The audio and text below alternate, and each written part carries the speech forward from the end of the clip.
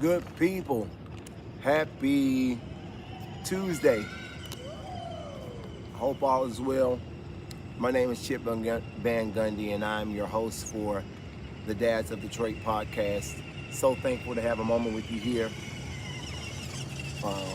One of the things that we enjoy doing in our concrete backyard is enjoying the sunset, and so we're getting a few moments of fresh air before the sun goes down. I want to know, from a father's perspective,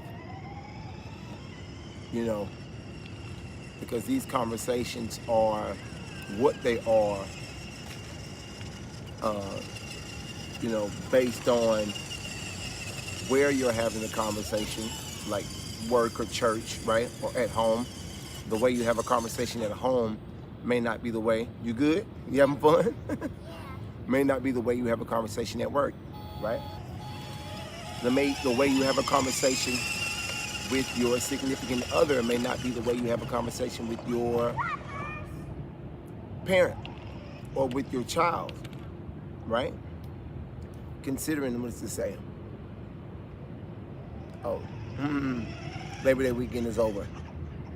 But I am curious to know, from the perspective of fatherhood and from the perspective of having a conversation with your son or your daughter, let's just narrow it down. Dads talking to their sons. Who do you tell your children Charlie Kirk was, your son? Like, how do you describe? I want to know from the perspective of a man talking to his son. Because again, who's having this conversation really changes the context and the undertone of it, right? So if you're having this conversation in a political or politically correct environment with other scholars or other professionals, that's going to be a different angle that you're going to take than you would, let's say, if it's, again, a family member, a church member, a religious friend, off the record with I know my homeboy AO, you know what I mean? Like, if you were on the call for a couple of our, off the record conversations, you'd see that there's a different, let me see,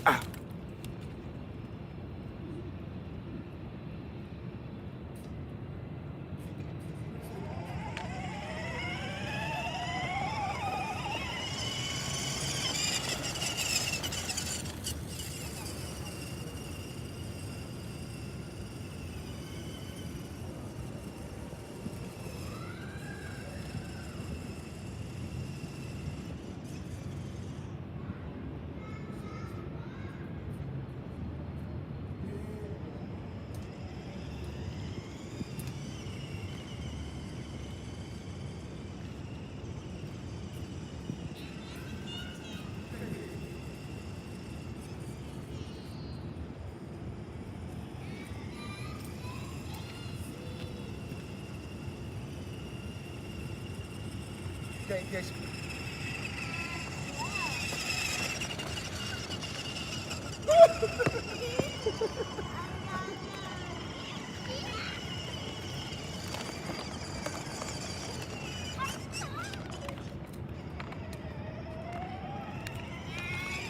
All right, careful, stop. Woo, Lord. Okay, but I'm asking the question again from the perspective of a father talking to a son. What is the way that you're going to approach? Because, a lot of the reason that I do this type of content is because I know that one day, like many men do, that young boy is going to come to an age where he should have this real longing for an understanding of, like, the meaning of life and the meaning of, family, the meaning of community, the meaning of purpose, like really trying to understand, hopefully for a lot of young men, there's a time in our life where we know what we know, and then we also get to a place where we try to understand why we know what we know and understand the perspective in which that we were raised with. And then we try to see if that was an accurate perspective, and then try to learn from that if we can. And so I'm doing a lot of this content, and I find value in doing this type of content regardless of who's watching, because I know that at some point in his life he's going to want to search for the deeper meaning behind a number of different political and religious and philosophical ideas and theories. And I want my voice to be among the voices that he hears as he goes on the quest of understanding the purpose and the meaning of life. And far too often we send our young men and young women, quite frankly, into life, into the world, without hearing our perspective on religion, on politics, on current events, on things like this. And so that is why we're having this conversation. What are you going to tell your son about Charlie Kirk? Who is Charlie Kirk according to you, if you are talking to your son? What are you telling fathers, dads of Detroit? We're here in this beautiful downtown Detroit, Michigan, in our in our concrete backyard. But I want to know what you guys are saying about Charlie Kirk. You having fun? You still having fun? Yeah, but I just want to play friends and all my friends today. My must be fun. You want to go play with friends? You want to go inside right now, or you want to stay out a little bit longer? Because friends are probably going to be gone because it's getting late. It's almost dark. Yeah, I just want to play friends because they're almost gone. Well, we'll probably have to play with them. Probably have to play with friends tomorrow. Yeah, but that's fine. Okay. Well, let's ride around for like 5 more minutes, and then we'll go inside. Okay. All right. You good? All right. I'm going to see my papa like that. All right. So let me talk to you about something that is very near and dear to my heart. I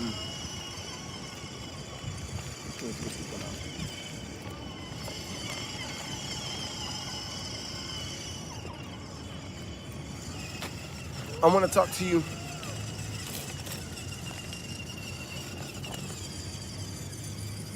hello, Whitney Clark here. Chip Van Gundy, thank you so much. I am the founder of the great platform Gifter. It is a crowdfunding platform like no other. It is a crowdfunding platform that has been generated with artificial intelligence for the specific purpose of being the engine that creates like economic independence in our communities. And so it's a campaign, a 7-year campaign that we are embarking upon, and we found that we needed a platform like Gifter, which was again a crowdfunding platform that is specifically designed with the assistance of artificial intelligence to be a economic engine for the city of Detroit. And it's a campaign that we are embarking upon. And I am so excited to share more information on this platform, this crowdfunding platform, as we wind down this year, because one of the terms and one of the phrases that was really kind of put on my spirit really for this year and in 2025, and really kind of being the catalyst for 2026, is economic independence. We've got to have economic independence, and we've got to be strategic about building, with the assistance of technology and quite frankly artificial intelligence, we've got to be intentional about building our own economic infrastructure that is immune to the whims of the federal government and the state and local legislators. We can do that here by harnessing the power that exists when we put our money together. And let me contextualize kind of what I'm talking about and really just put it out in front of you in terms and in ideas that really should ignite your curiosity. Far too often in our community, when we begin to embark upon projects that we know will make our community better, we know specifically what it is, the type of businesses and people and opportunities that we need in our community. We know the type of infrastructure that we need, but in order for the organizers, in order for the community individuals, the stakeholders, those who are really living in the community, in order for us to embark upon these journeys and embark upon these missions, we have to have our hands out. We have to have jumped through these hoops that would, quite frankly, allow us to qualify for some type of revenue, some type of financial resources, which in turn come with what? A set of demands that you have to meet. And some of them are, good demands that should be met, and then others of them are demands that leave you subject to the whims of the person who gave you the money. What we need in our community, specifically in the city of Detroit, is we need an economic infrastructure that allows us to have our own resources when we begin to build missions in our city. That's what this really comes down to capital.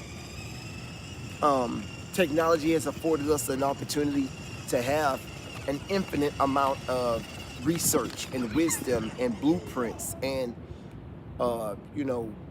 studies and statistics. We can find the information, but quite frankly, when we embark upon the missions that we know will have positive impact in our communities, we've got to have our hand out for the resources that we need in order to get started. And quite frankly, when you really begin to peel back the layers of the challenges that we have in building our communities up, it's far beyond the resources. That's a small element of it. But that is the beauty of this platform, is that it organizes the resources, and it creates a community where the educational and financial, okay, we're almost done, buddy. It builds a platform and a community where the financial literacy aspect of what we need in order to make our money work for us efficiently and effectively also exists. Because what happens and what you see, and I love this example, when we see people like living under a bridge or whatever, and maybe you've asked the question or been asked the question, if you see somebody living under a bridge and you give them $1 million, what do you think is going to happen to them a year from now? You know what I mean? Like, many people would make the argument, that if you go back a year from now, they'll be right back under that bridge, giving them $1 million, because resources are one element, but the financial literacy, the understanding, the education is also a critical component to building an economic infrastructure that allows you to have your own resources when it's time to build a mission that impacts your community. That's what this is about. Because we look at our community and we know that we need housing.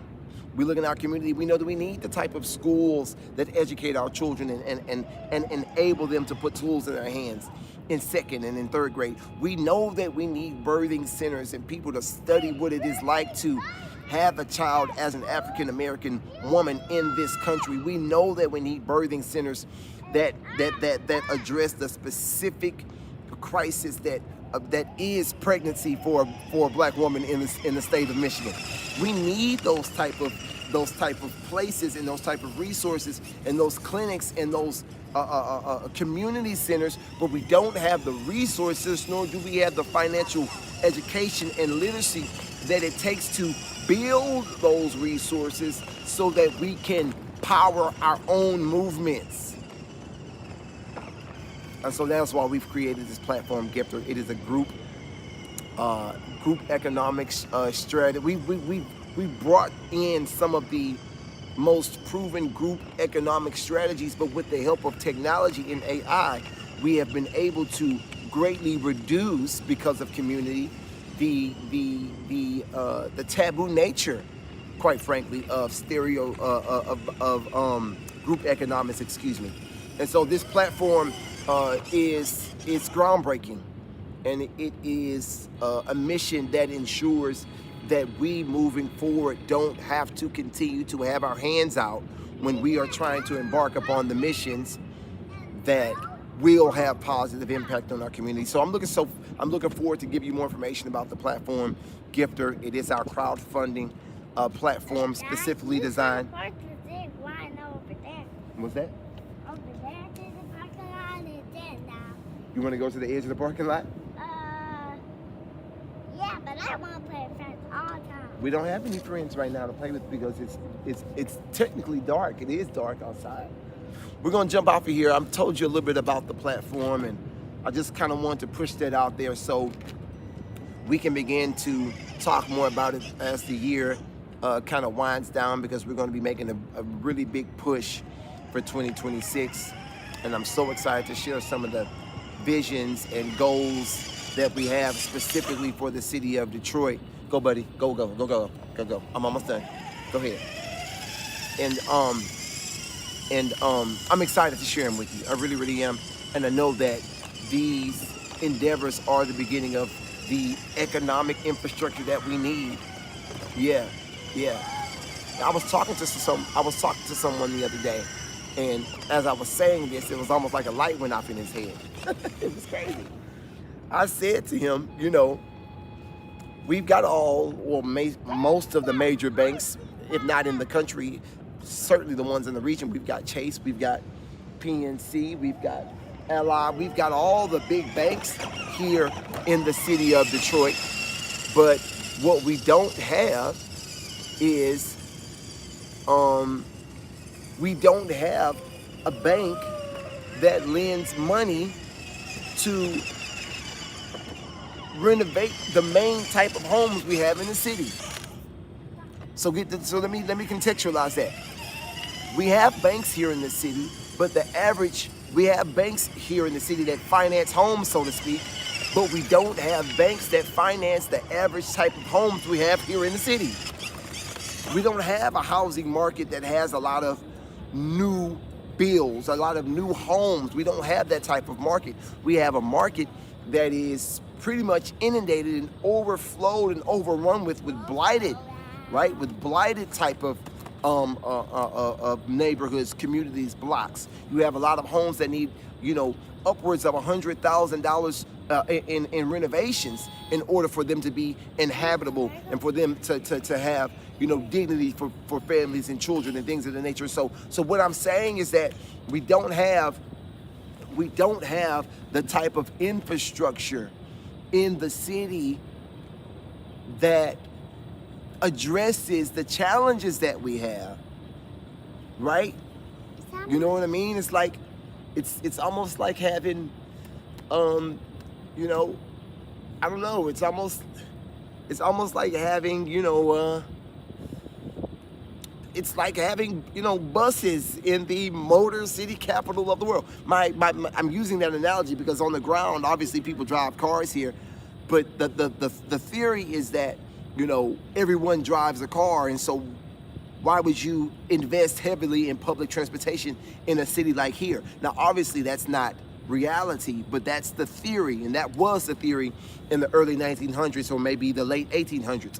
Everyone needed a vehicle, and so it didn't make sense to invest heavily in public transportation when the model was for everyone to drive their own car. So again, I use that analogy to say, why is it that we have banks in the city that lend money for brand new homes? Why don't we have banks that specialize in lending money for homes that need to be renovated? Because those are the type of homes we have here in the city. I don't want to belabor the moment too much, but I'm explaining to you and expressing to you the need for the platform that we are launching, Gifter.